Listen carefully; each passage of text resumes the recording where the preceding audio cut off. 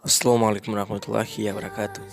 Достар, қалайсыңдар? Видео аттауында көріп тұрғандарыңыздай, бүгін менің маңызды және соңғы видеоларымның бірі. Өйткені достар, мен ютубтан кеткім келеді, өйткені менің көптеген дамыған сайын хейтерлерім көбейіп келе жатыр, сондықтан менің намысым жібермей жатыр. Яғни айтқанда, мен әртүрлі стрим ашқан кезде конкретно намысқа тиетін сөздер көп айтылады, сондықтан достар, сіздерден кешірім сұраймын. Яғни бұл канал енді сатылды деп айтамын, яғни сатылды десек те болады. Сондықтан достар, мен екінші канал ашуым да мүмкін, ашпауым да мүмкін.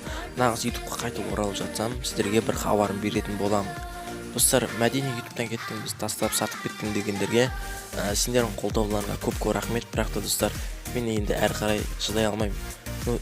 Қарап тұрсаң, сен шешеңе жабысатын болса, ол өз ваксын айтпайды дағы, және қорқақ.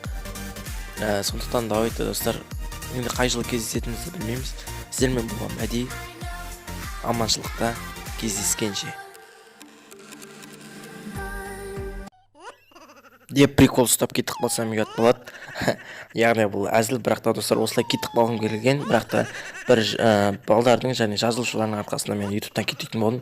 Сондықтан давайте достар, бұл жай ғана әзіл видео болды, сіздерден кешірім сұраймын. Достар, менің өтірігіме сендіңіздер ме?